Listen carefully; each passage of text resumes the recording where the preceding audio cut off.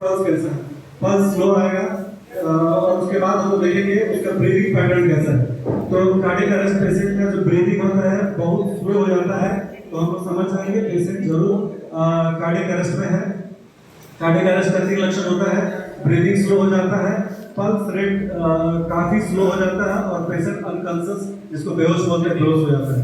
तो आप लोगों को जैसे कि हम समझा रहे हैं, पेशेंट को आके बात करना है कि पहले बोलना है कि भाई साहब ठीक है कि नहीं है, आप होश में है, ठीक है ना।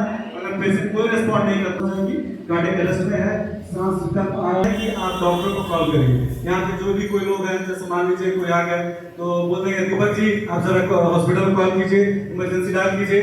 दीपक जी को नहीं जानते होंगे, किसी को नाम नहीं जानते, तो ऐसे किसी कोई बोल सकते हैं वो नीले शर्ट वाले भैया आप जरा हॉस्पिटल में कॉल करिए, वो एक आदमी हॉस्पिटल में कॉल करेंगे, बाकी जो एक आदमी जो है यहाँ बैठ के पेशेंट को सीपीआर करने का कोशिश करेंगे। ठीक है, सीपीआर कैसे करना है टेक्निक हम सिखाते हैं, सारे लोग को मालूम होगा।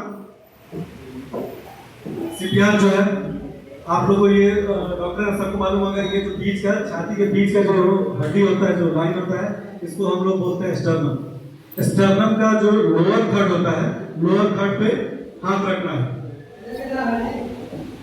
सबसे पहले टेक्निक से कैसे करना है, यहाँ ये स्टर्नम होता है, स्टर्नम के लोअर थर्ड में अपना हाथ ऐसे रखना है, दूसरे हाथ से उसको इंटरलॉक करना है और उसको ऐसे दबाना है।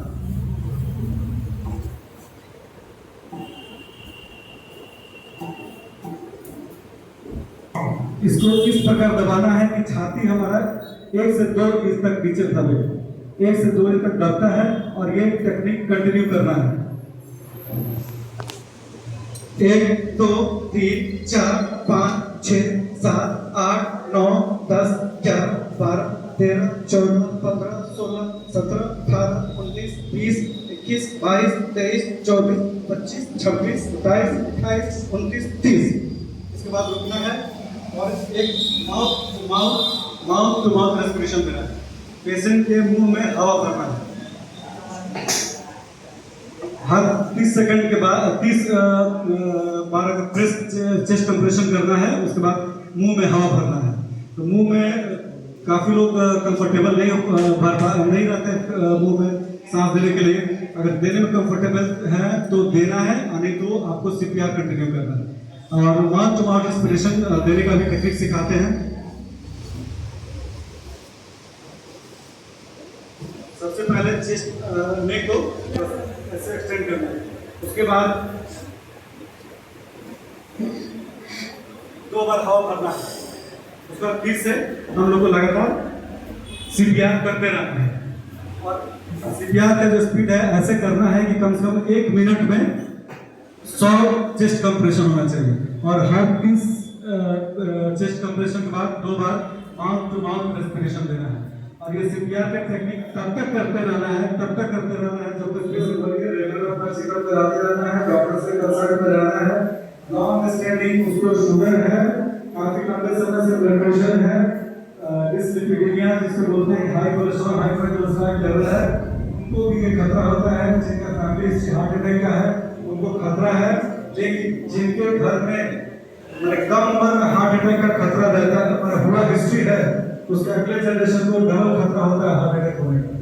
कोई पेशेंट आए तो आपको लगे कि हार्ट अटैक है उसको, तो उसके घर का हिस्ट्री भी जरूर है, उसका सांस फूल रहा है, तो सांस फूलने बहुत कारण हो सकता है, प्रॉब्लम हो चुका है, लंग्स खराब है, तो उसको अपना एक्सरे कराइए, HRCT थोरेक्स और CT लंबा चलेगा। हाँ, उसका मेडिसिन जो है लंबा चलता रहेगा। सबसे पहले देखिए किस वजह से बीमारी क्या है, तो ट्रीटमेंट हमेशा बीमारी पे डिपेंड करता है। अगर क्रोनिक डिजीज है, क्रोनिक बीमारी है, तो उसको लंबा ट्रीटमेंट चलेगा।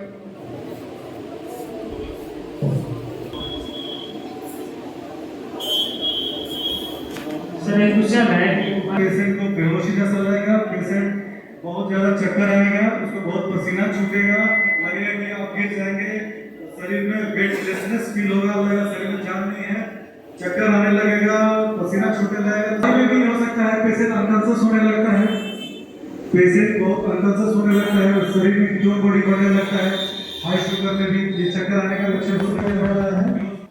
क्या अभी बार ऐसा होता है पेशेंट को कोई हुआ, पेशेंट बोला देखिए सर बहुत पेशेंट आपको कंफ्यूज करता है, इसमें कभी कंफ्यूज मत होइएगा कि उसको गैस का प्रॉब्लम था, उसको हार्ट अटैक हो सकता है। तो उसको हार्ट अटैक भी दिमाग में सोचना है। गैस से अगर कोई पेशेंट है, गैस का प्रॉब्लम हो गया है, तो गैस से उसका मौत तो नहीं हो सकता है। अगर गैस को अच्छे से ट्रीट नहीं कीजिएगा तो मौत तो नहीं होगा। क्या होगा? गैस जब भी कोई पेशेंट आपके पास आए, बोलेंगे सर हमको छाती में दर्द है, उसको पूछिए छाती में कहाँ दर्द है। जब भी हार्ट अटैक वाला पेशेंट हो, हमेशा बोलता है कि सर छाती में हमको यहाँ दर्द है। कभी भी हार्ट अटैक का पेशेंट ये नहीं बोलेगा कि ऐसे दर्द है, उंगली से कभी इशारा नहीं करेगा। हार्ट अटैक वाला पेशेंट बोला सर हमको ऐसे छाती में यहाँ दर्द। 1 मिनट में 100 बार करना है और every 30 chest compression, mouth to mouth respiration देना है।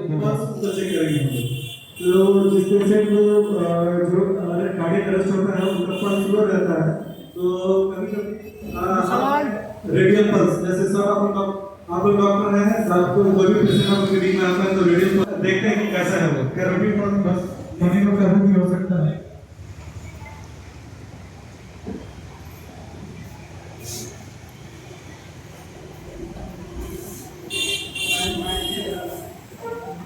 जी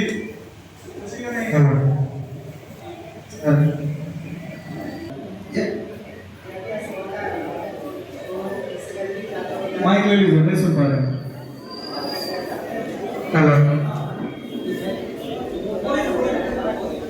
मेरे भाई से एक बात किया है, मैं सब वो या ठंड जैविक ठीक है ना। जो पीएसबीटी बीमारी है, इसमें धड़कन कभी कभी अचानक से तेज हुआ फिर नॉर्मल हो गया। बहुत पेशेंट क्लिनिक में पहुंचता है, उस समय तो धड़कन बढ़ा हुआ रहता है, लेकिन कभी कभी उसका थोड़ा देर बढ़ा फिर नॉर्मल हो जाता है। उस कंडीशन में वो उसको एसेस करना बड़ा मुश्किल हो जाता है कि उसको सर पीएसबीटी था, उसको रेट बढ़ गया था। अगर उसी समय जब उसका रेट बाद में डॉक्टर तक पहुंचे, उसका ईसीजी हुआ, अच्छा तो पल्पेट करते गए बोले कि नॉर्मल है, तो उस कंडीशन में पकड़ पाना बड़ा मुश्किल होता है। मेरे पास भी एक पेशेंट है, एक यंग लड़की है, 22 साल की लड़की है, उधर दिवाली से आती है मेरे पास। बार बोलते थे नॉर्मल, चौथी बार आई देखी, उसका आई थी तो उस समय तक धड़कन का बढ़ा हुआ था, उस समय तक उसका स्पीड बढ़ रहा था। तब हम बोला अरे तो पीएसबीटी बीमारी है इसको, हम उसको ईसीजी रखे, उसको किया, उसके बाद उसको ट्रीटमेंट दिए। अभी बोले कि दवा खाना है, हमेशा दवा खाना पड़ेगा उसको। अगर एक छोटा सा ऑपरेशन है,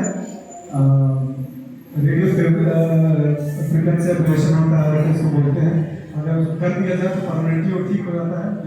कुछ टैबलेट्स होता है, उसको लाइफ लॉन्ग खाना पड़ता है, और ये कभी भी हो जाएगा इसका कोई गारंटी नहीं होता है। इसलिए जब धड़कन बढ़े उसी समय रहता है उसको पकड़ लीजिए, उसको सीधे कर लीजिए तो पकड़ा जाता है। जब नॉर्मल हो जाता है तो फिर सब पकड़ना पड़ता है। ठीक है, ठीक है। पीएसबीटी एक तरह का कार्डियक कंडीशन है। उसमें क्या होता है कि दिल का धड़कन काफी से कार्डियक, हार्ट का जो रेट है वो बहुत ही फास्ट हो जाता है, उसका बहुत कारण होता है, उसके बाद धड़कन बहुत तेज हो जाता है।